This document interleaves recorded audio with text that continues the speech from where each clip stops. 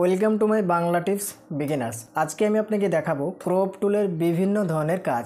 দেখুন, আমরা যখন পাসপোর্ট সাইজ ফটো বানাই তখন কিন্তু আমাদের ক্রপ টুলের প্রয়োজন পড়ে।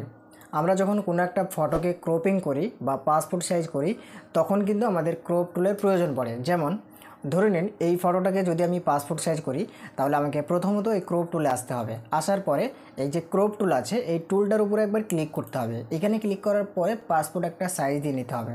তো আমি দিচ্ছি আপনাকে দেখানোর জন্য।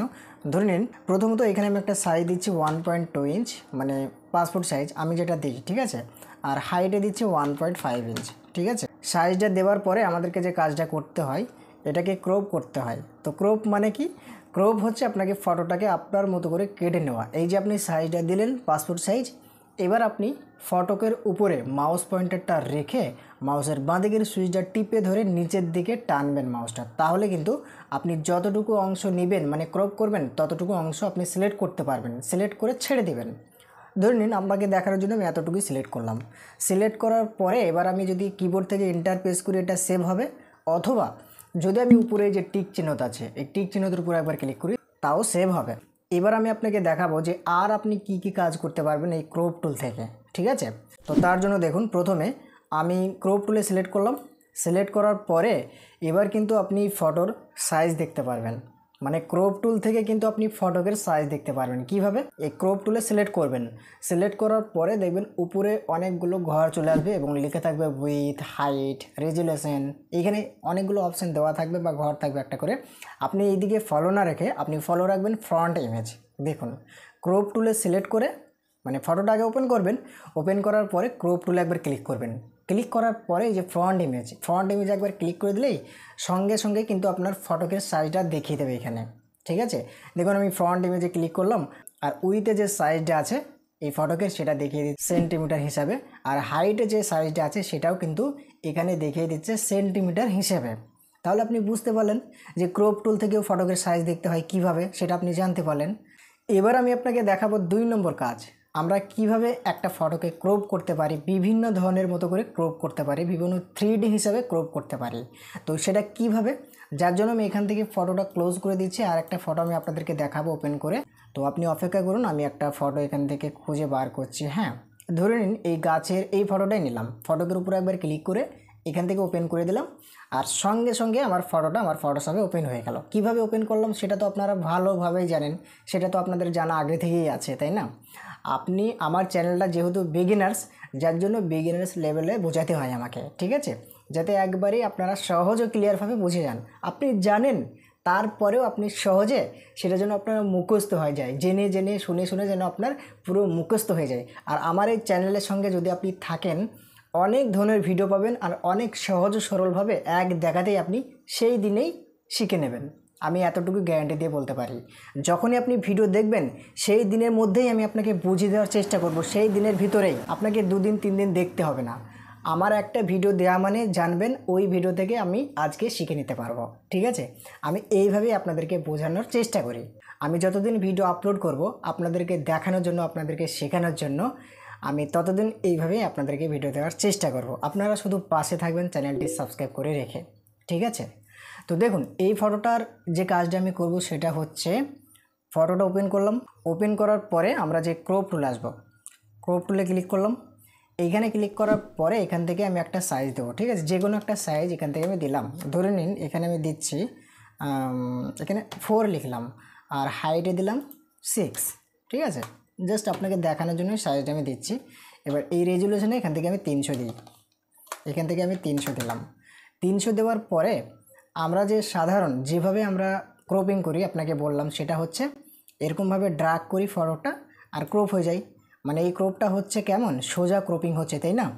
তো আমি যে আপনাকে যে ক্রপিংটা দেখাবো সেটা হচ্ছে আপনি এরকমভাবে ক্রপিং করবেন, ঠিক আছে। এবার যদি এই ক্রপিংটাকে আপনি একটু স্টাইলভাবে করতে চান, একটু 3D ভাবে করতে চান, তাহলে ক্রপ করবেন সোজা করে ক্রপ করার পরে উপরের দিকে ফলো রাখবেন। যখনই আপনি ক্রপ করবেন তখনই কিন্তু এই অপশানগুলো আপনার এনেবল হয়ে যাবে। এই যে লেখা আছে দেখুন অপাসিটি, তারপরে লেখা আছে দেখুন পারপেস টাইপ, যেগুলো লেখা আছে এইগুলো, এই যে ঘর আছে পাশে একটা। তো এটা কখন আসবে? যখন আপনি ক্রপ করবেন। দেখুন, ক্রপ না করলে কিন্তু ওটা আসছে না। আপনার উইথ হাইটগুলোই শো করছে কিন্তু ওইগুলো আসছে না। তো তো ওইগুলো কিভাবে আনবেন, প্রথমত ফটোটাকে ক্রপ করবেন, এইভাবে ক্রপ করলেন মানে ড্র্যাগ করে টানলেন যতটুকু অংশ আপনি নেবেন। তো আমি আপনাকে দেখানোর জন্য এই অংশটুকু নিব, যার জন্য এটা আমি ক্রপ করলাম। ঠিক আছে, এতটুকুই আমি জাস্ট দেখানোর জন্য, বোঝানোর জন্য এতটুকুই নিলাম। এবার আপনি যে কাজটা করবেন, দেখুন এগুলো চলে এসেছে অপাসিটি। তো আপনি কি করবেন, এই যে এখানে একটা ঘর দেওয়া আছে 4 কোণা, দেখুন ভালোভাবে লক্ষ্য রাখুন, আমার মাউস পয়েন্টারের দিকে ফলো রাখুন এবং আমার অ্যারোর দিকে ফলো রাখুন, আমার রেড কালারের অ্যারোর দিকে ফলো রাখুন। এই যে ঘর আছে, এই ঘরের উপরে যদি আপনি ছোট্ট করে একবার ক্লিক করে দেন, তাহলে দেখবেন টিক মার্ক হয়ে গেল, মানে টিক মার্ক হয়ে যাবে। দেখবেন 4 সাইডে ছোট্ট ছোট্ট গুলটি গুলটি হয়ে গেছে, ঘোরের মতো হয়ে গেছে। মানে এইগুলো থেকে আপনি যে কাজটা করবেন আমি এবার আপনাকে দেখাচ্ছি। এরকম যখন গুলটি গুলটি হয়ে যাবে, এখানে টিক মার্ক দিলেই তবেই কিন্তু এগুলো শো করবে।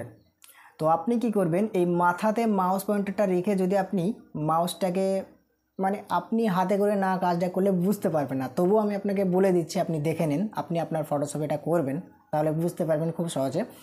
এরকমভাবে এই ফটকের উপরে এই যে কোনায় যে এটা আছে ঘরের মতো, এটা টিপে ধরে যদি আমি এরকমভাবে টেরা বেড়া করে টানি, যেমন ইচ্ছে সেরকমভাবে টানি, তাহলে কিন্তু এটা এরকমভাবে সিলেক্ট হবে। দেখুন কেমনভাবে সিলেক্ট হচ্ছে, 3D ভাবে, তাই না, কেমন একটা ব্যাকা স্টাইলভাবে। তো এইটা আপনি আপনার মতো করে করতে পারবেন, আপনার মতো করে এটা কিন্তু করতে পারবেন, যেমনভাবে করবেন তেমনভাবে এটা সিলেক্ট হবে। দেখুন জাস্ট আমি আপনাকে দেখানোর জন্য করছি, আমি এটা কোনো কিছু সিলেক্ট করছি না, তবে আমি আপনাকে বোঝাচ্ছি যে কিভাবে করতে পারবেন।